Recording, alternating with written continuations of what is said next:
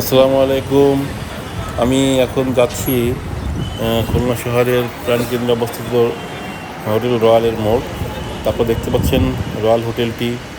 আমি রয়্যাল হোটেলের সামনে দিয়ে এখন যাচ্ছি। আপনারা দেখছেন রয়্যাল হোটেলটির অংশ খুলনার সবচেয়ে পুরনো হোটেল এটি, পুরো 5 স্টার হোটেল এটি। খুব ভালো হোটেলের সামনে ঠিক সামনে দেখতে পাচ্ছেন আপনারা একটি রয়্যাল বেঙ্গল টাইগারের প্রতিকৃতি। দূর থেকে দেখে ঠিক অরিজিনালি মনে হয় যে সুন্দরবন ভিতর থেকে হাঁটছে, এবং তার পাশে আছে খুলনা ঐতিহ্য চিংড়ি মাছ।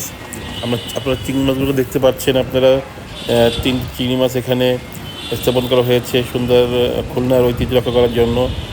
খুলনার মেন ঐতিহ্য হচ্ছে চিংড়ি মাছ এবং রয়্যাল বেঙ্গল টাইগার। আপনাদের দুটি রয়্যালের মোড়ে আছে বিদ্যমান, যেটি আপনাদেরকে দেখালাম, এবং আপনারা দেখছেন সুন্দর রয়্যাল বেঙ্গল টাইগারটি চিংড়ি তাকিয়ে আছে। এরপর আপনার পুরো দেশের মোড়টাই দূর থেকে দেখানো হলো, পুরো রয়্যালের মোড়টি। এখানে দুটি 5 স্টার হোটেল আছে, একটি হোটেল রয়্যাল এবং আরেকটি আছে ক্যাসেল সালাম। আপনারা এখন দেখতে পাচ্ছেন ক্যাসেল সালাম হোটেলটি দূর থেকে দেখা যাচ্ছে।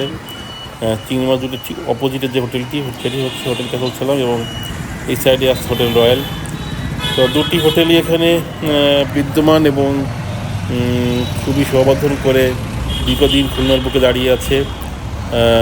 এবং এই হোটেল রয়্যালের নাম অনুসারেই এই মোড়টির নাম হয় হোটেল রয়্যাল চত্বর, যেটাকে আমরা বলি। এবং এর পাশেই আছে সিটি মেডিকেল কলেজ এবং সিটি কলেজ আছে এই সাইডে। তো আপনারা সব মিলিয়ে আসলে এই মোড়টি খুব প্রসিদ্ধ। এই মোড়ে খুব নাম করা। এদিকে রূপসা ময়লাপোতা, ওদিকে ডাকবাংলা, সব দিকেই এই মোড় থেকে যাওয়া যায়। এই জন্য এই মোড়টিকে নাম করা মোড়। এবং এই মোড়ের ঐতিহ্য দিক অনেক অনেক অনেক যে ঐতিহ্যের কথা বলতে গেলে আমরা বলতে পারি 71 থেকে এই মোড়টি খুব নাম করা। 71 অনেক অবদান আছে এই মোড়ের। আপনারা দেখতে পাচ্ছেন রয়্যাল বেঙ্গল টাইগারটি কেমন যেন দেখে মনে হচ্ছে তাকিয়ে যাচ্ছে আমাদের দিকে। খুব সুন্দর একটি প্রতিকৃতি এখানে স্থাপন করা হয়েছে। তো ঠিক আছে, আপনাদের চেষ্টা করলাম।